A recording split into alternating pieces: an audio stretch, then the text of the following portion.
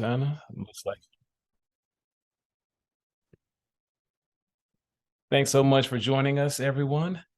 My name is Quentin Johnson. I am the Program Director for Expanding Diversity in Economics and Director of Diversity and Inclusion Programs at the Becker Friedman Institute for Economics at the University of Chicago.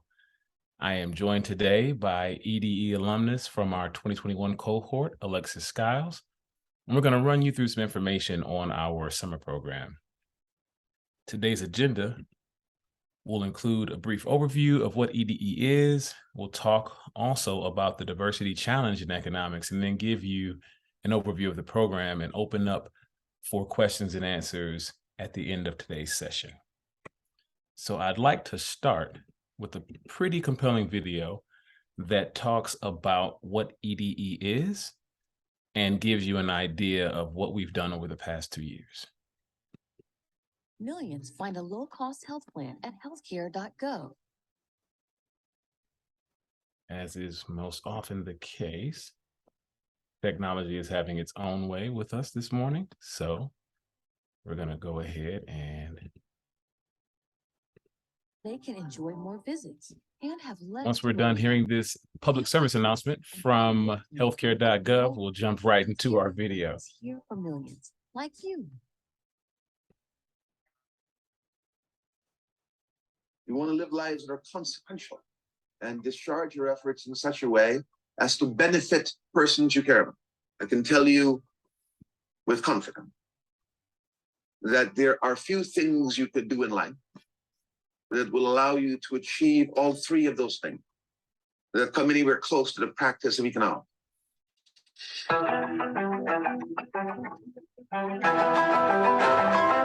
Keeping in mind how few diverse perspectives there are contributing to the field of economics, the Becker Friedman Institute launched the Expanding Diversity in Economics Summer Institute. We attract exceptional students from colleges and universities across the country. We were able to get them excited about economics by exposing them to some of the most innovative faculty in the field.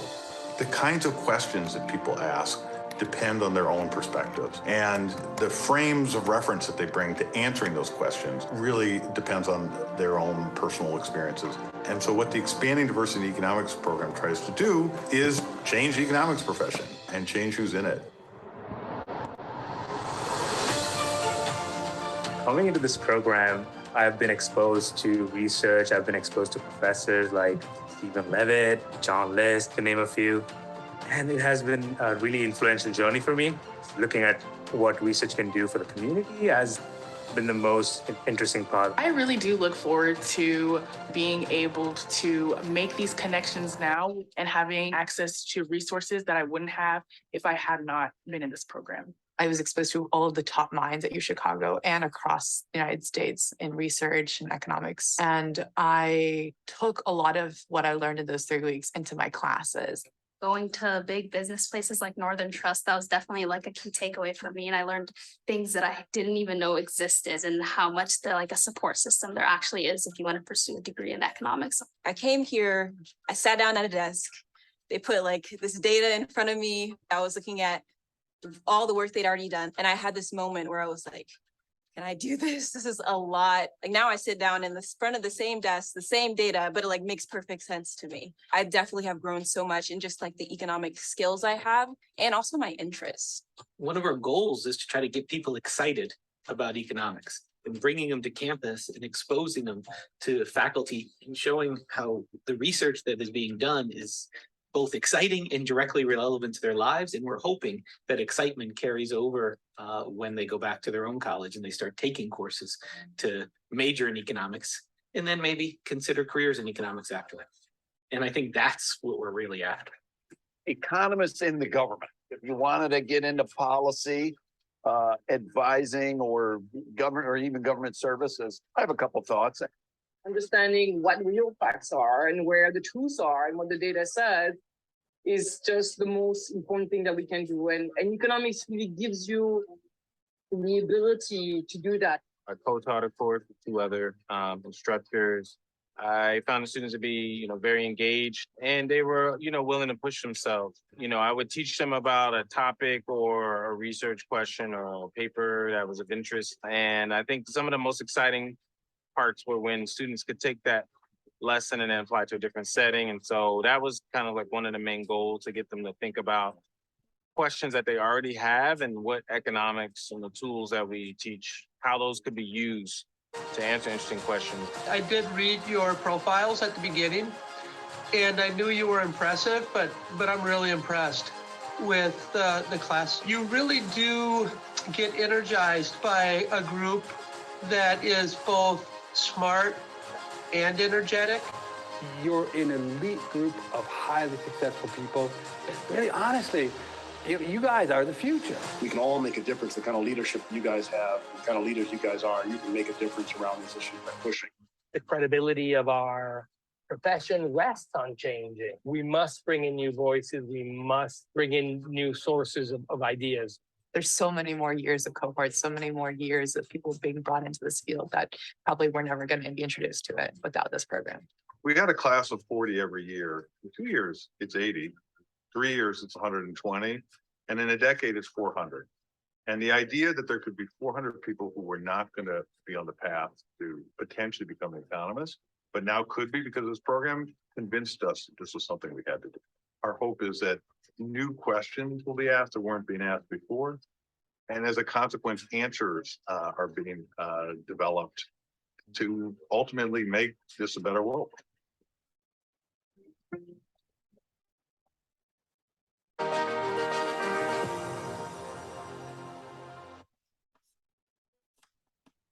All right, so that gives you an idea of what EDE is, and we'll go a little bit more in depth now with why EDE is important.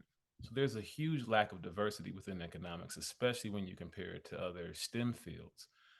For there to be less than 1/3 of econ degree earners being women in the US, and Black, Hispanic, and Native Americans counting for less than 18% of all econ degree earners, that's a huge problem. And it doesn't just stop at the undergraduate level. For example, at the PhD degree earner level, less than 5% of all econ PhDs, well over 1,200, were Black. So 20 PhDs in economics were awarded to Black or African Americans last year, or 2020, and only 5 of those were women, right? So that further goes to show you how much of a disparity it is, and we need those voices. And you heard Professor Greenstone talk about it in the video, but it's imperative that we get more voices in the room with more perspectives that helps to lead us to answers that we would have not otherwise considered. And also to make sure that the research that we are conducting within the field of economics is topical, is relevant, and that the policy that's being created in many cases based off of economic analysis is representative of the people who will be impacted by said policy. And that happens across the country. When you look at local, state, federal agencies who create policies that have a real core foundation in economic analysis, but that analysis is not representative of the people who will be impacted by it. So we want to make sure that we have a robust, as much of a robust field as possible with those types of questions being developed. So what we're doing at the University of Chicago's Becker Friedman Institute is inspiring, encouraging, supporting a new generation, the next generation of leaders and thinkers, leveraging economics tools, analysis, and skills in their career paths, be it professional and or academic. And how we do it is we have a summer institute that runs for 3 weeks. Then throughout the academic year, there's a lot of programming and engagement that we have with our students to make sure that they understand and are aware of the opportunities that exist for them, that they are receiving professional development that helps them, and more exposure to other areas where they can leverage this very useful economic toolkit. And it's not just about, for us, exposure. We really want our students to have experience. So we have created a summer research assistant program where EDE alumni can apply to work with UChicago scholars who were either faculty members or guest speakers during the Summer Institute, and work with them for 10 weeks on a research project. And we'll talk about that a little bit later. And the undergirding of all of this is a constant eye on building community and making sure that students stay connected, that we bridge the gaps in between cohorts and that folks know who they can count on, what kind of resources that there are out there, and to really offer them that support along their path in economics. And that's important because when you look at what you can do with economics, it can take you in any number of directions. That's the other reason why economics is so important. There is almost no limit to what it is you can study coming out of undergrad with an economics degree or minor underneath your belt. And this is just a snapshot of some of the opportunities available to students. My colleagues who are journalists have gotten on me about not including journalism there because there are several folks, including one of our guest speakers, who have combined economics and journalism. And some of our colleagues at the BFI are journalists who are very well positioned to speak about economics in a very meaningful and layman way so that the masses can understand what's going on in some of this very heady and very complex analysis that our research scholars are conducting. So during the program, we want to make sure that students get exposure to all of the subfields that we have scholars, where we have scholars conducting research. So they also get an idea of what type of quantitative analysis that we have within the field that are widely used, and some of the coding. For Alexis's year, she was exposed to some coding in R during the Summer Institute. This past year, we formalized things a little bit more and gave some training in Stata so that students are able to understand a very widely used statistical programming software package. And that happens during our daily instruction where they're exposed to the subfields and to this analysis from our UChicago faculty. And those courses are supplemented by TA sessions where students do a deeper dive and reinforcement of the day's lectures and build some of those skills up that we just talked about. We also pepper in lunch and evening guest speakers so that students can then see where some of those applications and subfields in economics are and what the types of research are that are being conducted in those areas. Field trips and other ways that students are able to see themselves pursuing a pathway in economics are a core part of the program as well. And for our students that we had in person this past summer, we were really able to do that to a much greater degree than we were during our inaugural year when we were all virtual due to COVID. So students were able to go to the Federal Reserve Bank of Chicago, meet with some of the researchers there, as well as research assistants working at the Chicago Fed in their first jobs out of undergrad on their way to either doing graduate study in economics or pivoting and going into another area, but leveraging that very valuable economics toolkit. And so that means, yes, the days were long. This was the case for both our 2021 and 2022 cohorts. We are doing a refresh of our curriculum, but this just gives you an idea of how rigorous the days were, right? Students were exposed to so much over the course of the day between their two classes, one in microeconomic inquiry taught by the professors you see on the left column, and then our causal inference in economics class taught by the professors on the right column.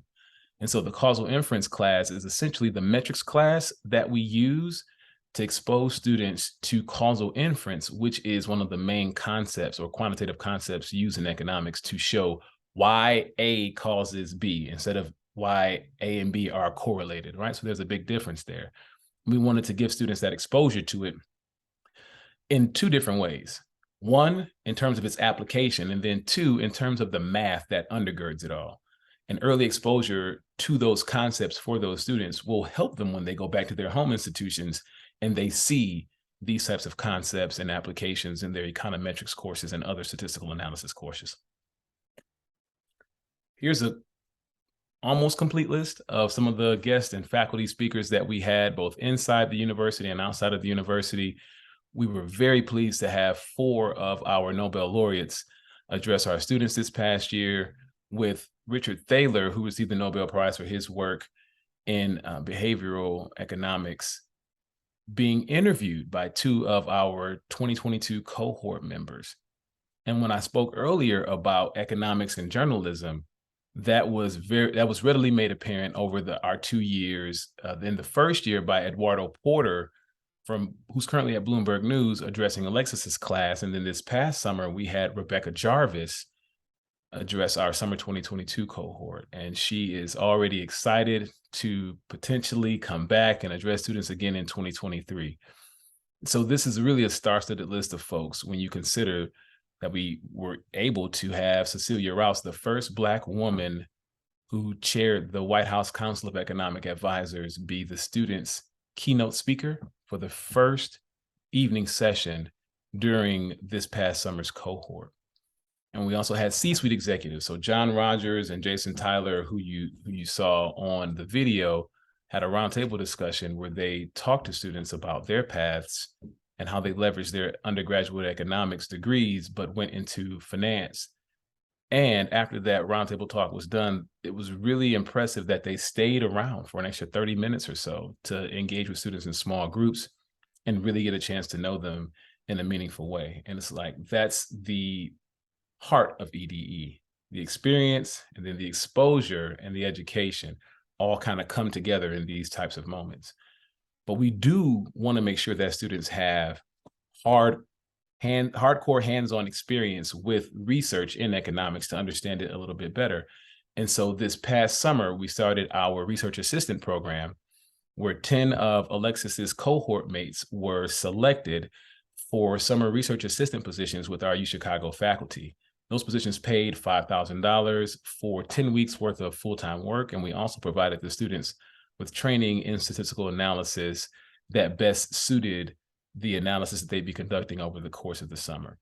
We're going to run it again this coming fall. We're going to run the application again this coming fall for students to participate next summer. And we're trying our best to expand the program out a little bit more.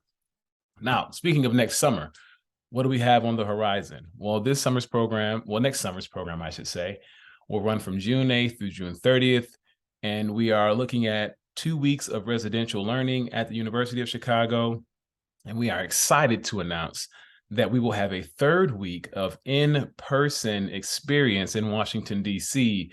in conjunction with our colleagues at the Brookings Institute, Economic Studies Division, and the Hutchins Center.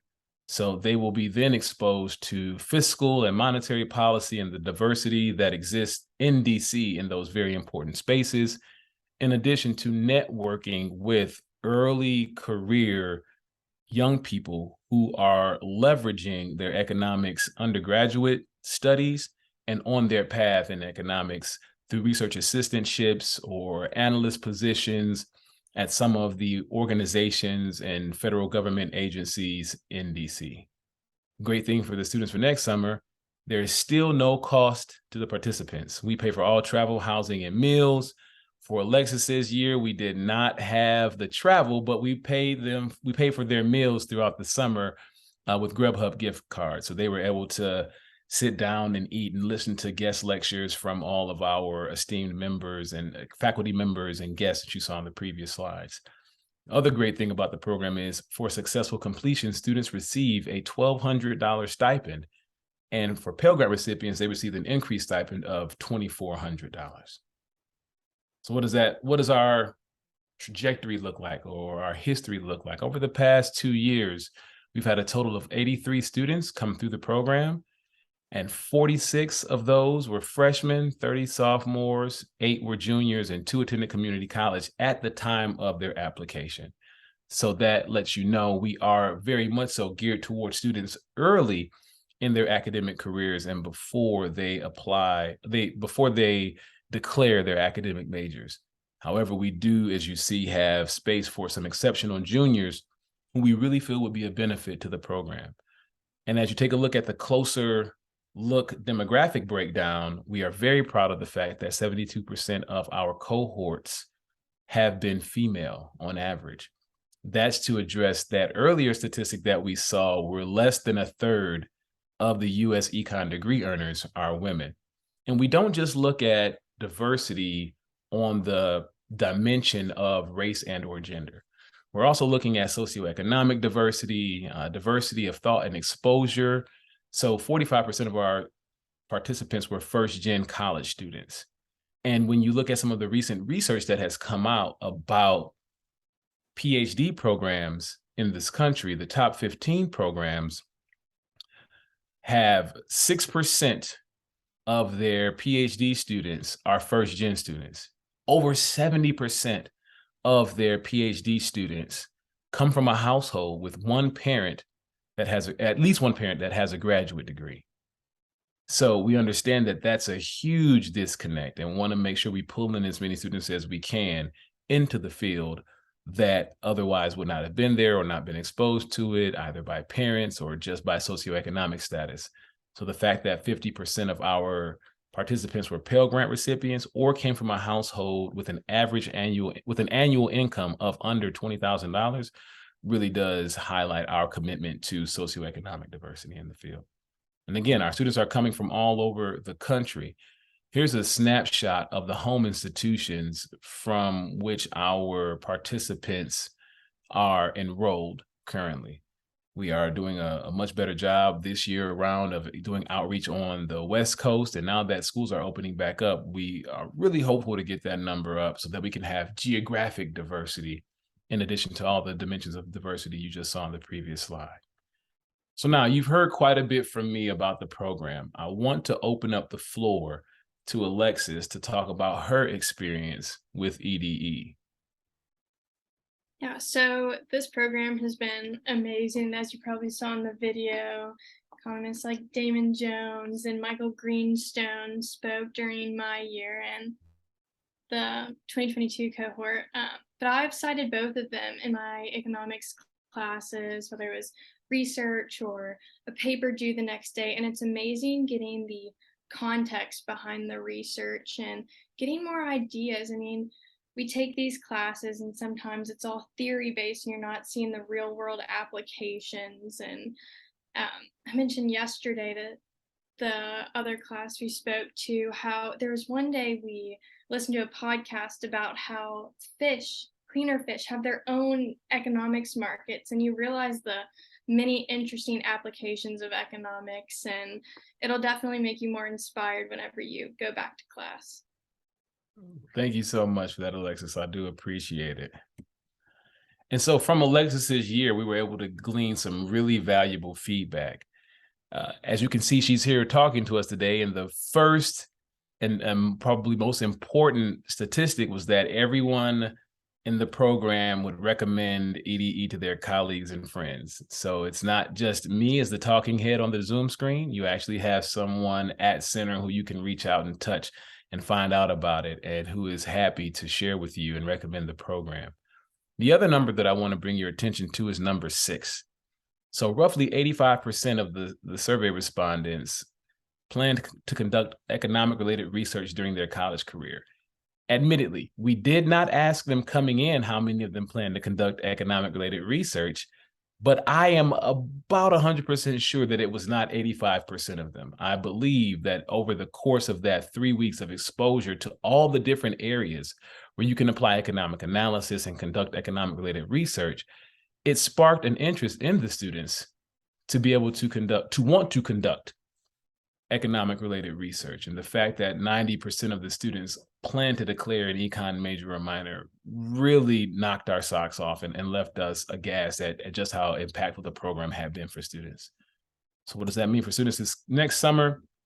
Here's the application process and timeline. We plan to open the application at the end of the month. We are currently working with a third-party vendor to have a cloud-based application management system where students can upload all of their materials, including the online form, letter of recommendation, transcript, resume, and short essay response. The application will close in mid-February, and we will notify students in late March of their acceptance into the program. We will select 45 students and have a small wait list of about 10 or so students who will be notified of their status as well.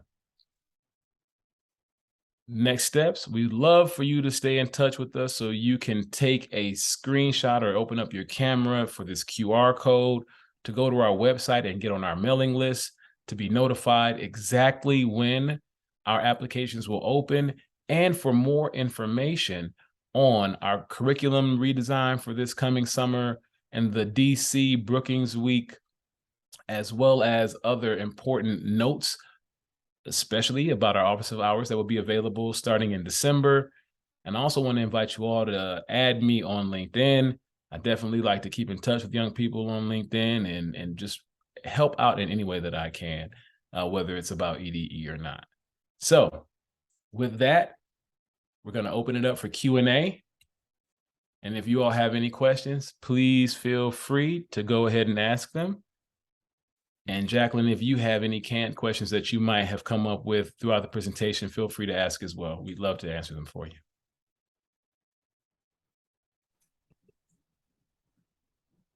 I actually do have a question. Alexis, I'm going to put you on the spot. Before we began the session, Alexis and I had a chance to chat a little bit, and she mentioned that her time with you all prepared her more for this last year of her senior year of center. So I just wanted to know, tell us a little bit more about that, and how has it prepared you to finish this last year stronger? Yeah, during some of the research being presented, you kind of come up with your own research questions and things like that, and you begin to look at things a lot differently because you are exposed to these new perspectives. And I'm taking my seminar class for economics and finance this semester, and we have debates, and I'm able to chime in on every single one with more questions because you learn how to form those questions and come up with more interesting things instead of the basics, which is why we have an expanding diversity in economics for these kinds of perspectives. Also, in terms of, we had a theoretical statistics kind of class my year, which was really difficult, but it also exposes you to the math. And I believe Quentin said this year they're learning Stata. We use Stata in econometrics and in every class after that. So econometrics and forecasting, and having that baseline of coding really helps you in these later classes, even if it is our learning how to read statistical significance, reading those coefficients, and having that understanding of how to actually read research instead of glossing over an economics article and being like, okay, well, I guess it has this number in the body, I'm going to use that. You actually understand how to read research.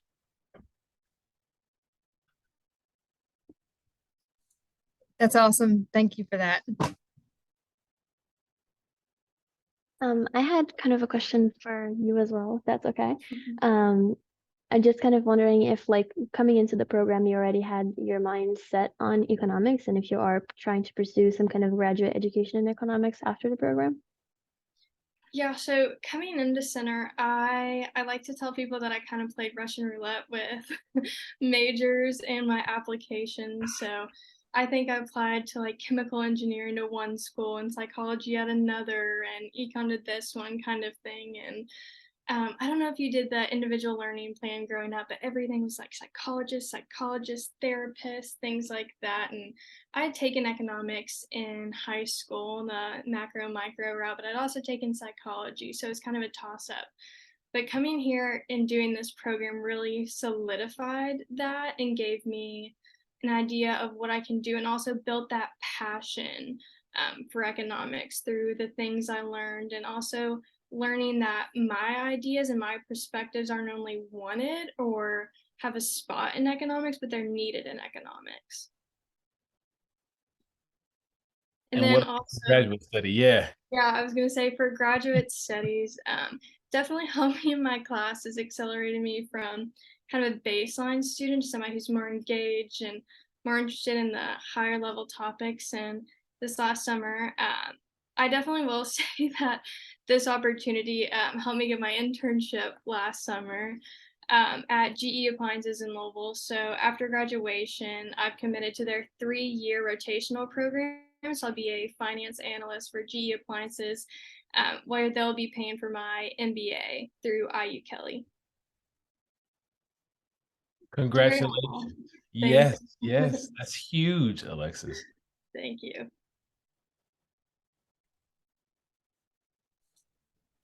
I know probably a lot happened while you were there, but if you could think of one thing that has made an impact on you that either you, I know covered a lot in just the last couple questions, but either something that you know you'll take with you even beyond school or work, but just even in your personal life, but that you is just something that you remember from last summer that you'll never forget, just an impact that had on you.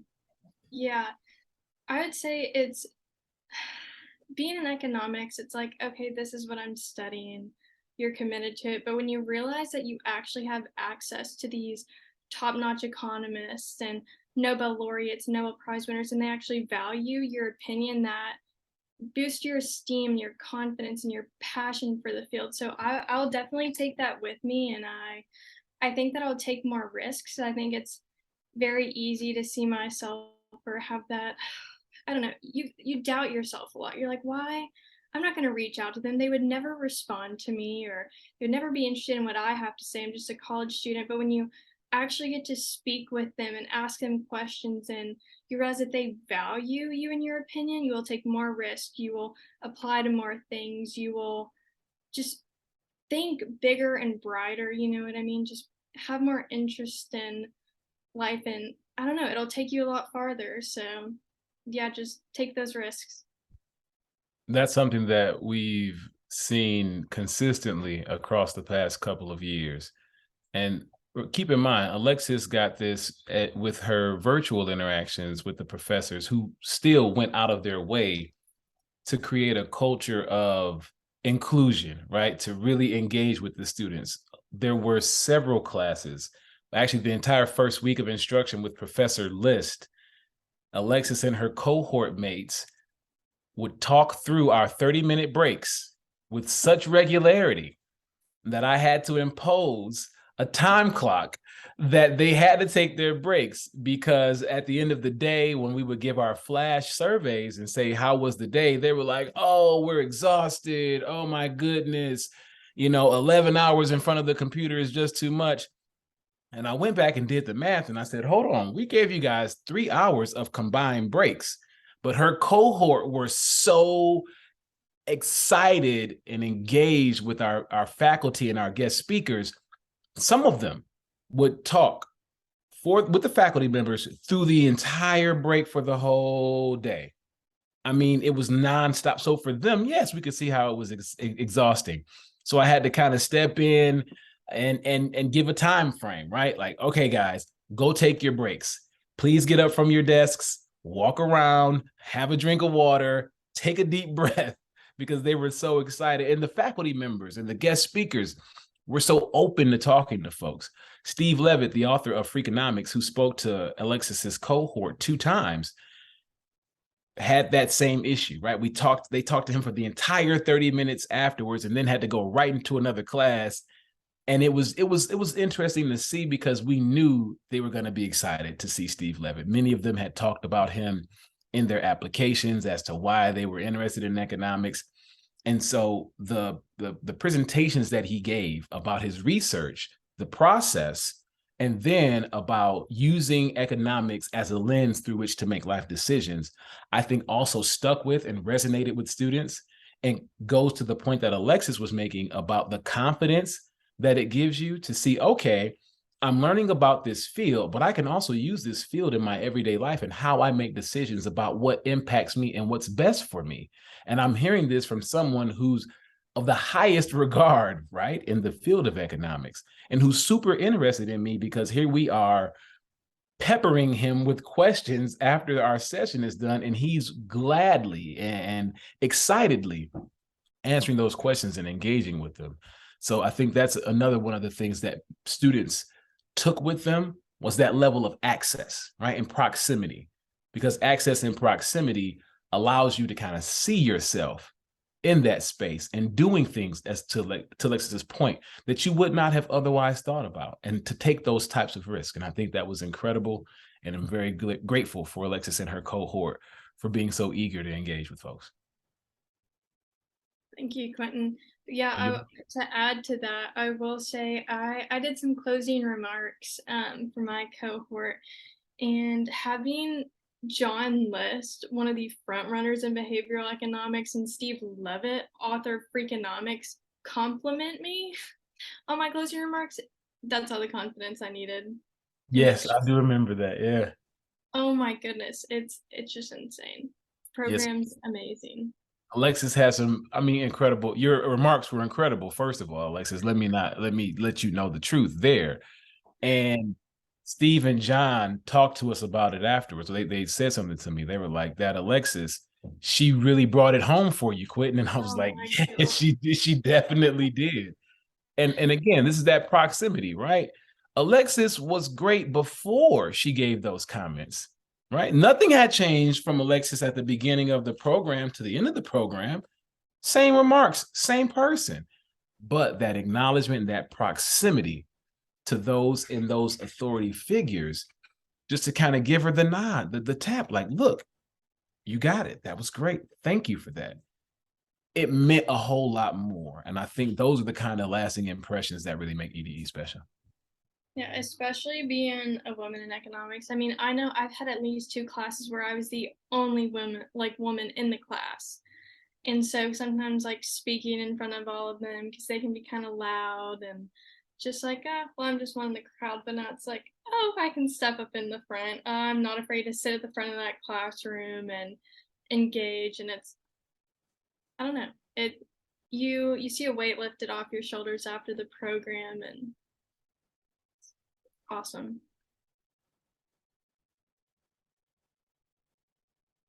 Any other questions, Jacqueline, Anna? I do have one more question. Sorry, I've taken up all these questions, the Q&A. For both of you, actually, if you could give a piece of advice to someone looking to come into the program and somebody that's actually in the program, but just a piece of advice for a student, what would you give? I'll start with that one. So the advice to someone who's looking to get into the program is, in the application process, be you, right? And what I mean by that is show up as you are. That is your space to talk about and acknowledge all of the great things that you've done. It's also your time to talk about and acknowledge where it is you kind of see yourself, or the types of issues that you see yourself addressing over the course of your career, and why those things are important to you. I think that's going to play a huge part in our application review process, because we're looking to not just admit individually exceptional students. We're looking to admit students that we believe are going to make this inclusive environment, right? This ecosystem where they actually get along, where they actually care for each other, and they actually build lasting and meaningful connections. So the more that you are yourself in your application process, be it through talking to your recommenders in advance of them submitting the recommendation, so you can create that cohesive narrative, right, between your resume, your transcript, talking about those things in your essay, I think to a degree help to create that narrative that will help you in the application process. For someone who's in the program, I would say cherish every day of the program, and look for at least one person who you have yet to connect with, and connect with them, because you will not know where those relationships will take you. Seeing our first cohort be in person this past summer, I saw students organically gravitate toward each other. I don't want to use the word click, but they organically gravitated to each other.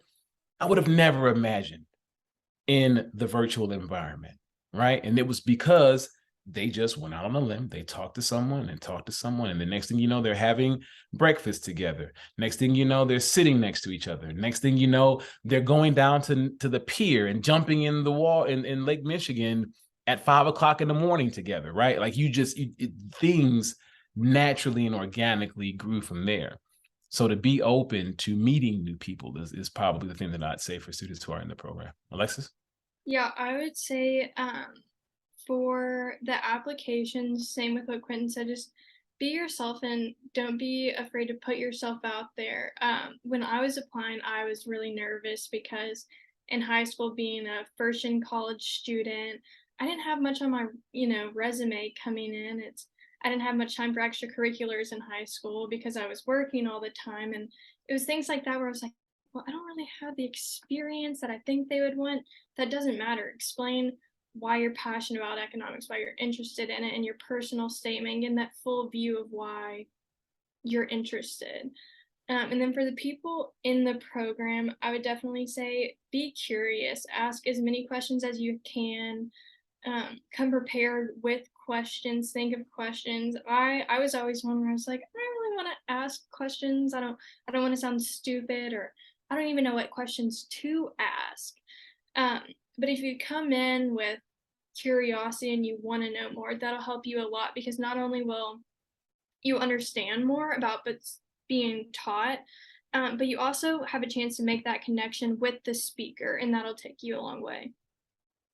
I wanted to add to something. When Alexis talked about her resume and her experience, not having had a whole lot of experience, she was herself, and what she might not have known, but what we kept in mind was students who are first gen, who are also working quite a bit and who don't have the access to some of those extracurriculars, those students are developing the type of character traits that we feel would contribute to an incredible cohort. She had no idea about that, but was very upfront and very honest about it. When I saw that, I said, hold on, she's going to school full time. She's working almost full time too, right? That also was personal for me because it was my experience as a first gen student. And she was really able to create the kind of narrative that I could connect with, that me and the admissions committee could connect with, and that we saw would be very valuable in our program, right? And I also want to make the statement that it was important for us to have Alexis in the program, right? She contributed in very meaningful ways inside the classroom, in the office hours, and was pivotal, I want to say, to the growth and development of some of her cohort mates. And that's how we're looking at who it is we want to have in the program and how we're selecting people. We were spot on for the past couple of years, and I am pretty confident that Center has something in the water over there where you all are putting out these types of students, and would love to be able to engage with more of you all in that process.